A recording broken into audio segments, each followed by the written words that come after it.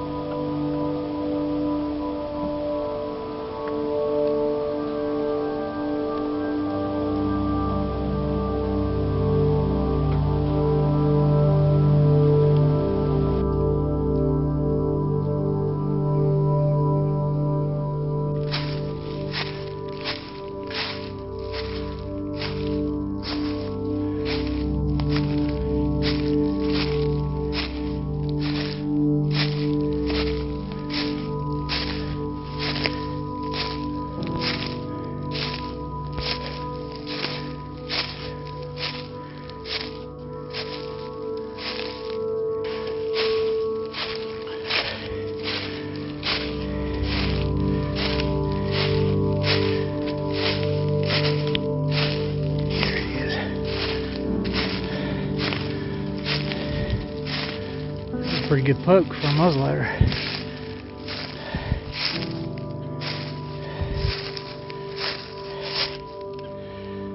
He's a 9-pointer. Thank you, buddy. I certainly respect you. You are amazing animals.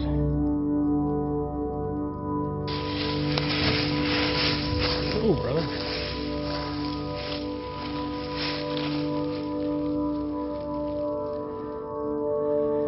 I feel like I hit him good behind the shoulder. And it took me a while to reload the muzzleloader.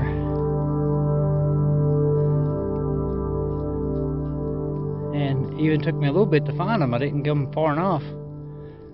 He's got to be about done.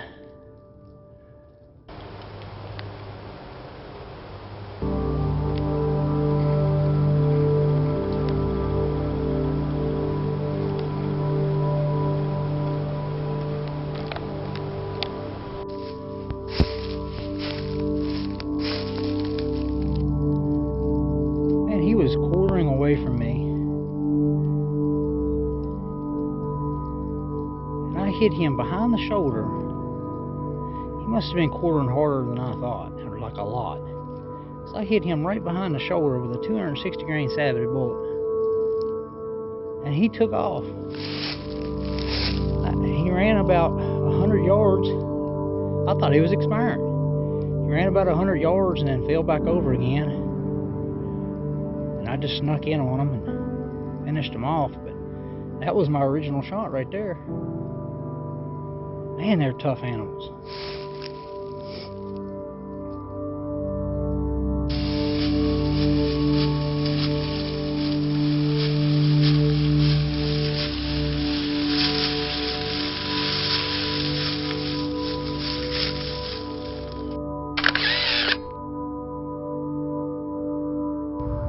Hey everyone, I want to thank y'all for clicking on the video. I'm trying to put together some footage of just my hunting season a little bit. I'm no professional videographer or hunter or anything like that, but I'm trying to put a little something together without letting the videoing kind of negatively affect my hunting results.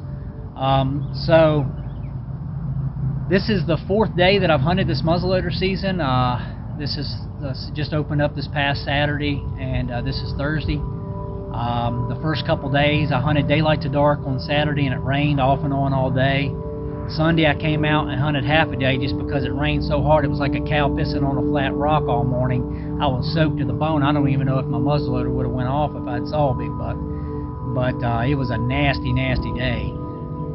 Come back in on Tuesday, and it was the first decent weather day I had. Came in here and went up to my stand, and before I could ever even get into my stand, I was just all into some deer. And I think I saw 7 or 8 bucks that day. I know a couple of them were 8-pointers. One was probably a 2-year-old 8-pointer. The other one was a 3-year-old 8-pointer. I almost shot the 3-year-old 8-pointer. It was a good buck. A shooter anywhere else, that's for sure.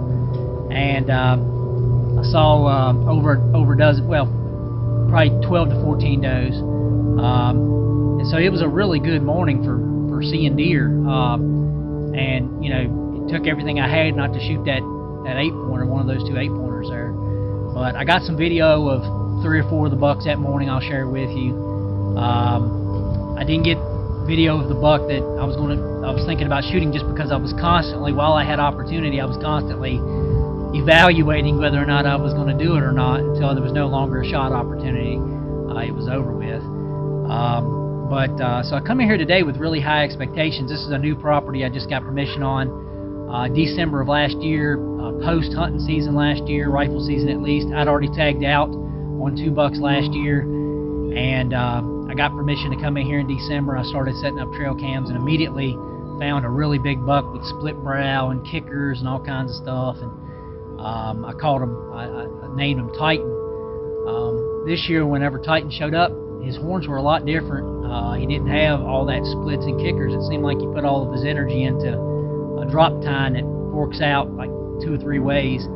But he's a really good buck. Definitely a mature buck, 5+ year, maybe 6-year-old buck.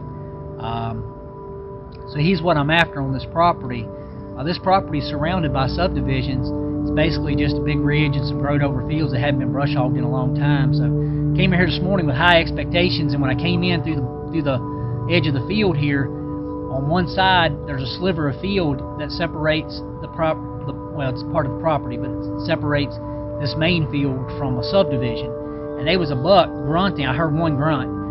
Grunted and was bumping a doe around in that overgrown stuff. I saw the doe one time, but I didn't feel comfortable shooting in the direction of the subdivision if it had presented itself, and I didn't feel comfortable shooting that close to people's houses that time of morning. So I just kept coming on up through the field, and when I was crossing over here to go up on the ridge to my stand, there was 4 yearling deer. I don't know if they're does or bucks. They're yearlings. That were just kind of browsing around here on the point. So I crossed over and I went down in the creek, and when I was popping back up and I was starting to get to where I could see my tree stand, I was starting to make my last push for my stand. I'd already learned from being here before, deer, it took me forever to get to my stand that morning because it was just deer everywhere. But I heard something to my left and a little bit behind me, really on this point, but I was further up. So I looked around and I saw this old boy coming, browsing. He was eating acorns. He wasn't bumping anything, chasing anything, making any time. He was browsing. He was just eating acorns. A lot of acorns on this point this year. And he was, when I first seen him, he was coming towards me, but he did almost a 180 and was browsing kind of away from me, like he was going to come all the way out this point towards right here, which I have 2 cameras. I got 2 Browning cameras here. I just posted a video of a bear encounter and a sequence of videos I've gotten since August here, including that big drop time buck, and even this buck might be on there, I'm not sure, but I'll have to go back and look. But this is a big, swinging branch, goes out into a mock scrape I got right here. It was a real scrape last year, but I've turned it into my own little mock scrape. So he looked like he was going to start feeding out this way, because all the way to this point is just full of, oaks and acorns.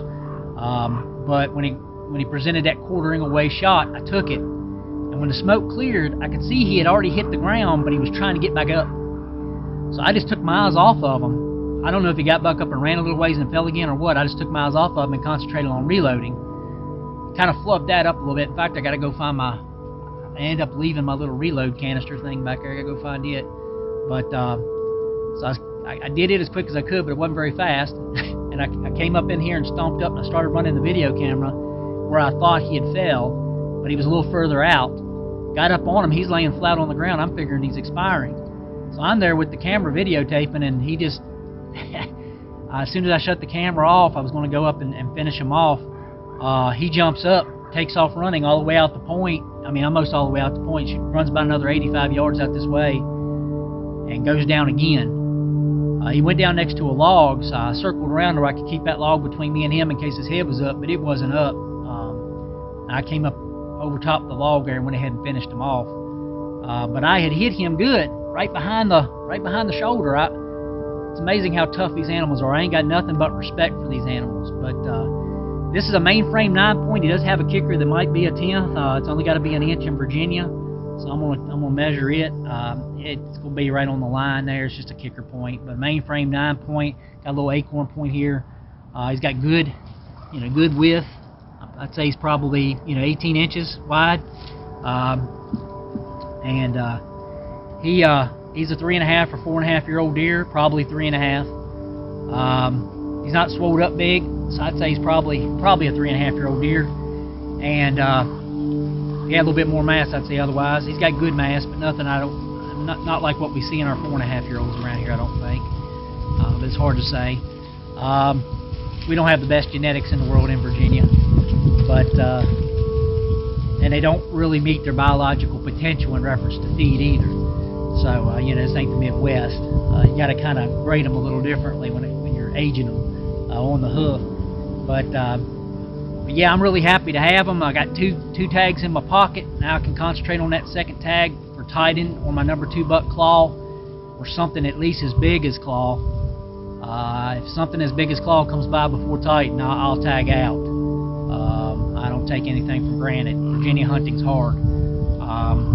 But anyway, appreciate you guys tuning in. I'll show y'all some video, and I'm going to be back out. I'm going to let it calm down tomorrow. We got a big weather front coming up from Florida again, some hurricane or tropical storm thing or something, and it's going to dump 3 to 5 inches of rain on us, I think, throughout the day tomorrow, 100% chance, and then it's going to be windy as it can be. In fact, it's the front moving in now. It's going to be windy as it can be the day after, on Saturday.